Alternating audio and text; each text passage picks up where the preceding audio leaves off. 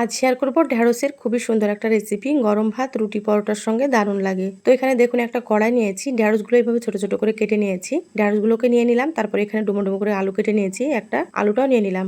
Tomato কুচি, পেঁয়াজ কুচি, কয়েকটা দিয়ে দিলাম চেরা কাঁচা মরিচ, স্বাদ মতো লবণ, হলুদ গুঁড়ো, জিরা গুঁড়ো, ধনিয়া গুঁড়ো, আদা বাটা, রসুন বাটা আর অল্প একটু দিয়ে দিলাম মরিচের গুঁড়ো।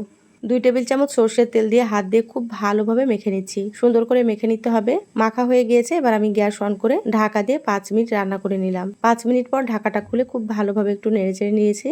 আবারও ঢাকা দিয়ে দিচ্ছি। এইভাবে সুন্দর করে একটু সময় নিয়ে কষিয়ে নিতে হবে, তাতে করে রান্নাটা খেতে অনেক বেশি ভালো লাগবে। দেখুন সময় নিয়ে সুন্দর করে কষিয়ে নিয়েছি। মাঝে মাঝে ঢাকা খুলে আপনারা কিন্তু এইভাবে নেড়েচেড়ে নেবেন। এবার আমি এখানে দিয়ে দিচ্ছি 1 কাপ পরিমাণে পানি দিয়ে আবারও খুব ভালোভাবে নেড়েচেড়ে ঢাকা দিয়ে দিলাম। 10 মিনিট মিডিয়াম আঁচে রান্না করে নিতে হবে, আর মাঝে মাঝে ঢাকা খুলে একটু নেড়েচেড়ে নিতে হবে।